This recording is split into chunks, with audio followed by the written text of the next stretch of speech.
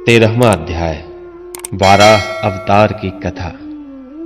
श्री शुकदेव जी ने कहा, राजन, मुनिवर मैत्रेय जी के मुख से यह परम पुण्यमयी कथा सुनकर श्री विदुर जी ने फिर पूछा, क्योंकि भगवान की लीला कथा में इनका अत्यंत अनुराग हो गया था। विदुर जी ने कहा, मुने, स्वयंभू ब्रह्मा जी के प्रिय पुत्र महाराज स्वयंभुव मनु ने अपने प्रिय पत्नी शतरूपा को पाकर फिर क्या किया? आप साधु शिरोमणि हैं। आप मुझे आदिराज राजर्षि स्वयंभुव मनु का पवित्र चरित्र सुनाइए। वे विष्णु पुराण के शरण पात्र थे, इसलिए उनका चरित्र सुनने में मेरी बहुत श्रद्धा है। जिनके हृदय में श्री कुमुद के चरणारविंद विराजमान हैं, उन भक्त जनों के गुणों को श्रवण करना ही मनुष्यों के बहुत दिनों तक किए हुए शास्त्राभ्यास के श्रम का मुख्य फल है। ऐसा विद्वानों का श्रेष्ठ मत है। श्री शुकदेव जी कहते हैं, राजन, विदुर जी सहस्त्र शीर्षा भगवान श्री हरि के चरणाश्रित भक्त थे। उन्होंने जब विनय पूर्वक भगवान की कथा के लिए प्रेरणा की, तब मुनिवर मैत्रेय का रोम रोम खिल उठा। उन्होंने कहा, श्री मैत्रेय जी बोले, जब अपनी भार्या शतरूपा के साथ स्वयंभुव मनु का जन्म हुआ, तब उन्होंने बड़ी नम्रता से हाथ जोड़कर श्री ब्रह्मा जी से कहा, भगवन, एकमात्र आप ही समस्त जीवों के जन्मदाता और जीविका प्रदान करने वाले पिता हैं। तथापि हम आपकी संतान ऐसा कौन सा कर्म करें जिससे आपकी सेवा बन सके? पूज्यपाद, हम आपको नमस्कार करते हैं। आप हमसे हो सकने योग्य किसी ऐसे कार्य के लिए हमें आज्ञा दीजिए, जिससे इस लोक में हमारी सर्वत्र कीर्ति हो और परलोक में सद्गति प्राप्त हो सके। श्री ब्रह्मा जी ने कहा, तात, पृथ्वी पे तुम दोनों का कल्याण हो। मैं तुमसे बहुत प्रसन्न हूं, क्योंकि तुमने निष्कपट भाव से मुझे आज्ञा दीजिए यूं कहकर मुझे आत्मसमर्पण किया है। वीर, पुत्रों को अपने पिता की इसी रूप में पूजा करनी चाहिए। उन्हें उचित है कि दूसरों के प्रति ईर्ष्या का भाव न रखकर जहां तक बने उनकी आज्ञा का आदर पूर्वक सावधानी से पालन करें। तुम अपनी इस भार्या से अपने ही सम्मान गुणवती संतति उत्पन्न करके धर्म पूर्वक पृथ्वी का पालन करो और यज्ञों द्वारा श्री हरि की आराधना करो। राजन, प्रजा पालन से मेरी बड़ी सेवा होगी और तुम्हें प्रजा का पालन करते देखकर भगवान श्री हरि भी तुमसे प्रसन्न होंगे। जिन पर यज्ञ मूर्ति जनार्दन भगवान प्रसन्न नहीं होते, उनका सारा श्रम व्यर्थ ही होता है, क्योंकि वे तो एक प्रकार से अपने आत्मा का ही अनादर करते हैं। मनु जी ने कहा, पाप का नाश करने वाले पिताजी, मैं आपकी आज्ञा का पालन अवश्य करूंगा, किंतु आप इस जगत में मेरे और मेरी भावी प्रजा रहने के लिए स्थान बतलाइए। देव, सब जीवों का निवास स्थान पृथ्वी इस समय प्रलय के जल में डूबी हुई है। आप इस देवी के उद्धार का प्रयत्न कीजिए। श्री मैत्रेय जी ने कहा, पृथ्वी को इस प्रकार अथाह जल में डूबी देखकर ब्रह्मा जी बहुत देर तक मन में यह सोचते रहे कि इसे कैसे निकालूं। जिस समय मैं लोक रचना में लगा हुआ था, उस समय पृथ्वी जल में डूब जाने से रसातल को चली गई।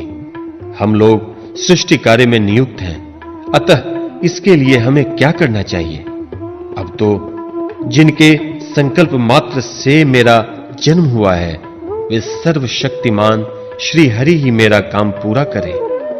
निष्पाप विदुर जी, ब्रह्मा जी इस प्रकार विचार कर ही रहे थे कि उनके नसा छिद्र से अकस्मात अंगूठे के बराबर आकार का एक वराह शिशु निकला। भारत, बड़े आश्चर्य की बात तो यही हुई कि आकाश में खड़ा हुआ वह वराह शिशु ब्रह्मा जी के देखते ही देखते बड़ा होकर क्षणभर में हाथी के बराबर हो गया। उस विशाल वराह मूर्ति को देखकर मारीच आदि मुनिजन, सनकादि और स्वयंभु मनु के सहित श्री ब्रह्मा जी तरह तरह के विचार करने लगे। अहो, सूकर के रूप में आज यह कौन दिव्य प्राणी प्रकट हुआ है? कैसा आश्चर्य है। यह अभी अभी मेरी नाक से निकला था। पहले तो यह अंगूठे के पोरुए के बराबर दिखाई देता था, किंतु एक क्षण में ही बड़ी भारी शिला के समान हो गया। अवश्य ही यज्ञ मूर्ति भगवान हम लोगों के मन को मोहित कर रहे हैं। ब्रह्मा जी और उनके पुत्र इस प्रकार सोच ही रहे थे कि भगवान यज्ञ पुरुष पर्वताकार होकर गरजने लगे। सर्वशक्तिमान श्री हरि ने अपनी गर्जना से दिशाओं को प्रतिध्वंदित करके ब्रह्मा और श्रेष्ठ ब्राह्मणों को हर्ष से भर दिया। अपना खेद दूर करने वाली महामय वराह भगवान की घुरघुरता को सुनकर वे जनलोक, तपलोक और सत्यलोक निवासी मुनिगण तीनों वेदों के परम पवित्र मंत्रों से उनकी स्तुति करने लगे। भगवान स्वरूप का वेदों में विस्तार से वर्णन किया गया है। अतः उन मुनीश्वरों ने जो स्तुति की, उन्हें देव रूप मानकर भगवान बड़े प्रसन्न हुए और एक बार फिर गरजकर देवताओं के हित के लिए महाराज की सी लीला करते हुए जल में घुस गए। पहले वे सूकर रूप भगवान पूंछ उठाकर बड़े वेग से आकाश में उछले और अपनी गर्दन के बालों को फटकार कर खुरों के आघात से बादलों को छितराने लगे। उनका शरीर बड़ा कठोर था, त्वचा पर कड़े कड़े बाल थे, दाढ़ें सफेद थीं और नेत्रों से तेज निकल रहा था। उस समय उनकी बड़ी शोभा हो रही थी। भगवान स्वयं यज्ञ पुरुष हैं, तथापि सूकर रूप धारण करने के कारण उनकी नाक से सूंघ सूंघ कर पृथ्वी का पता लगा रहे हैं। उनकी दाढ़ें बड़ी कठोर थीं। इस प्रकार यद्यपि वे बड़े क्रूर जान पड़ते थे, तथापि अपनी स्तुति करने वाले मरीच आदि मुनियों की और बड़ी सौम्य दृष्टि से निहारते हुए उन्होंने जल में प्रवेश किया।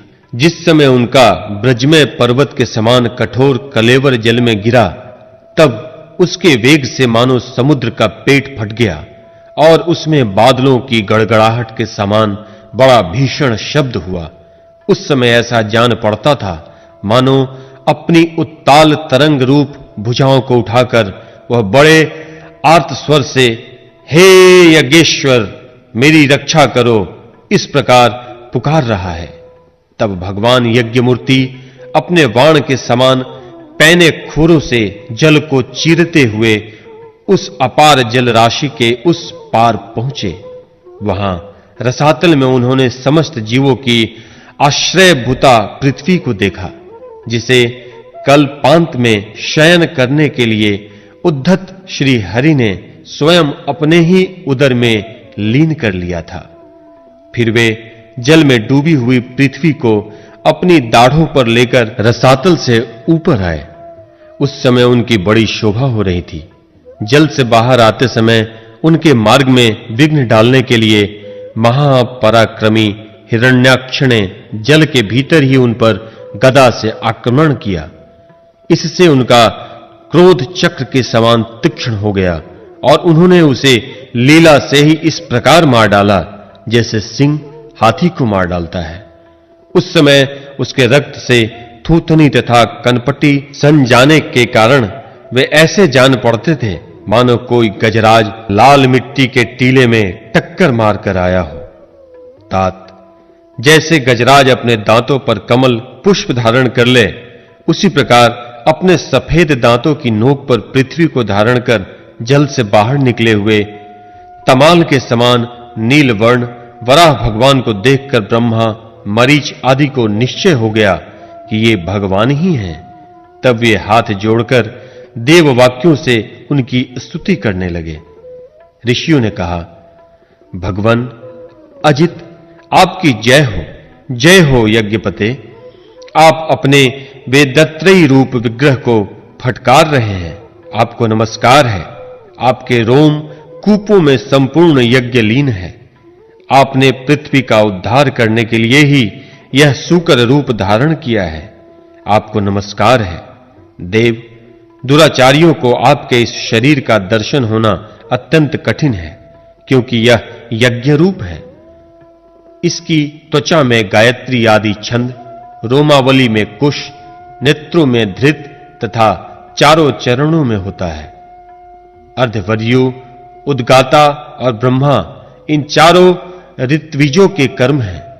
इश आपकी थूथनी, मुख के अग्रभाग में स्त्रुक है, नासिका छिद्रों में स्रुवा है, उदर में इडा यज्ञीय भक्षण पात्र है, कानों में चमस है, मुख में प्राशित्र ब्रह्म भाग पात्र है और कंठ छिद्र में ग्रह सोम पात्र है।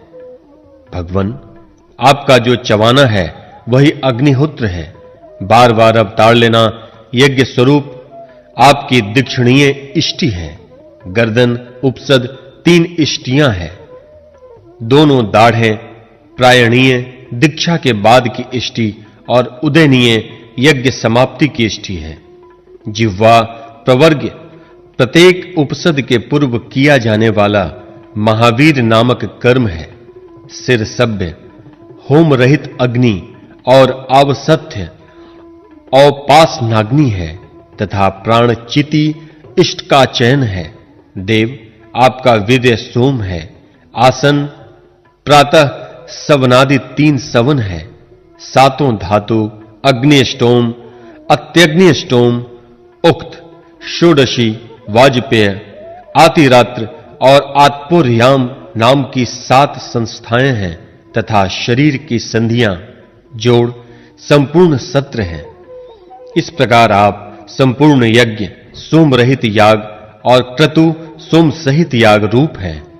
यज्ञानुष्ठान रूप इष्टियां आपके अंगों को मिलाए रखने वाली मांसपेशियां हैं। समस्त मंत्र, देवता, द्रव्य, यज्ञ और कर्म आपके ही स्वरूप हैं। आपको नमस्कार है। वैराग्य, भक्ति और मन की एकाग्रता से जिस ज्ञान का अनुभव होता है वह आपका स्वरूप ही है तथा आप ही सबके विद्या गुरु हैं। आपको पुनः पुनः प्रणाम है।